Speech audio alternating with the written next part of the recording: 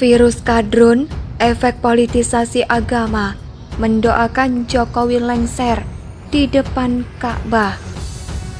Sejak Pilpres 2014, politisasi agama sudah begitu kental, dan saya kira pada Pilkada 2017 adalah puncak dari politisasi agama itu, di mana Ahok didemo dan muncullah demo berjilid-jilid yang unfaedah itu.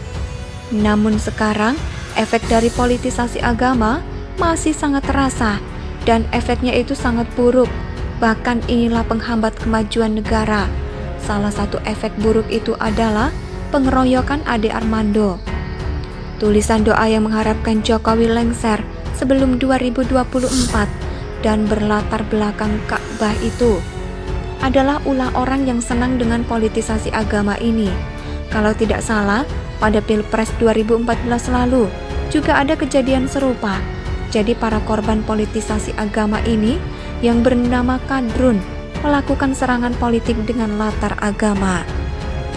Perlu diketahui bahwa politisasi agama itu adalah teknik menggunakan tema-tema agama demi bertujuan meraih kekuasaan, bukan untuk revolusi mental ataupun revolusi berpikir.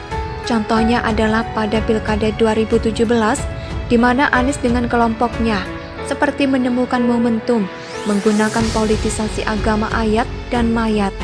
Sebab waktu itu pas banget dengan Ahok yang lagi dilawannya. Ahok bukan muslim dan Ahok adalah keturunan Cina plus Kristen, maka sudah menjadi sasaran empuk bagi para kadrun kelompok Anies. Maka ketika ada upaya pembangunan gereja di suatu daerah, seperti di Banten atau di Bogor, maka para kadrun ini pun begitu arogan dan intoleran. Mereka mendesak aparat dan pemerintah setempat agar tidak memberi izin, dan miris juga ketika ada umat Kristiani yang sedang melakukan ibadah malah diganggu oleh para kadrun ini.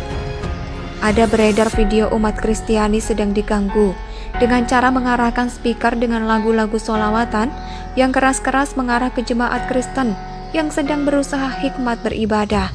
Sungguh perbuatan yang tercela, intoleran, mengoyak-oyak kebangsaan. Sesungguhnya para kadrun ini yang mereka miliki adalah kebencian, sehingga tidak ada rasa syukur atas apa yang telah dinikmatinya saat ini.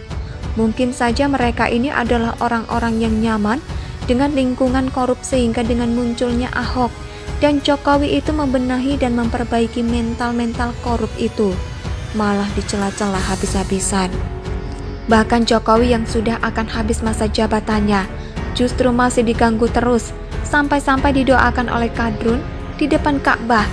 Kadrun itu sesungguhnya penyembah berhala, jauh-jauh umroh hanya untuk mendoakan Jokowi lengser.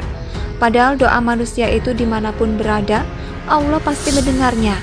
Apakah doa itu terkabul atau tidak, Allah pula lah yang punya kuasa dan hak. Berdoa itu tidak mesti di depan Ka'bah kan? Maka dari itu, kadrun yang menuliskan doanya itu tidak yakin bahwa Allah itu maha kuasa dan maha mengetahui. Allah itu tidak bisa dibatasi ruang dan waktu. Allah itu sejatinya bersemayam di hati manusia. Hanya saja kalau si manusianya itu mengotorinya hatinya dengan kebencian kepada sesama manusia, maka bisa jadi ia tak mengenal dan merasakan kehadiran Allah di dalam sanubari hatinya. Hatinya telah dikotori oleh noda-noda kebencian itu, sehingga tidak menyadari kehadiran Maha Kasih dan Maha Cinta. Ka'bah ini adalah filosofinya, tetapi kadrun senantiasa salah memahami makna-makna itu. Jangankan itu, ayat suci Quran saja seenaknya ditafsirkan. Masih ingat kan bagaimana surat Al-Maidah ayat 51 itu ditafsirkan seenaknya untuk menyerang Ahok. Jadi jangankan Ka'bah, bahkan Al-Quran atau kitab suci pun ditafsirkan sesuai kepentingannya duniawinya semata. Dari perilaku itu, maka tak heran kalau ada fenomena kadrun pamer sholat di tengah jalan, bahkan ada di dalam kereta, atau ada juga di halaman parkir sebuah gereja. Dan baru-baru ini, ada yang pamer ngaji di trotoar, sehingga menghalangi masyarakat atau mengganggu publik karena menggunakan fasilitas umum. Umroh kan tidak murah bagi kalangan rakyat biasa. Umroh itu pun kalau dibayarin tetap saja mahal. Bahkan jumlah orang yang bisa umroh dan haji dari tahun ke tahun itu hampir terus bertambah. Ini bisa menjadi ukuran bahwa ternyata rakyat ini sudah banyak yang mampu memiliki pendapatan yang bagus. Sudah bisa pergi umroh berarti sudah punya duit. Meskipun misalnya itu duit sedekah dari Yusuf Mansur, tetap saja itu duit kan? Mansur, dari mana duitnya? Artikel ini ditulis oleh Daeng di stewart.com. Bagaimana menurut pendapat Anda? Silakan tulis pendapat Anda di kolom komentar.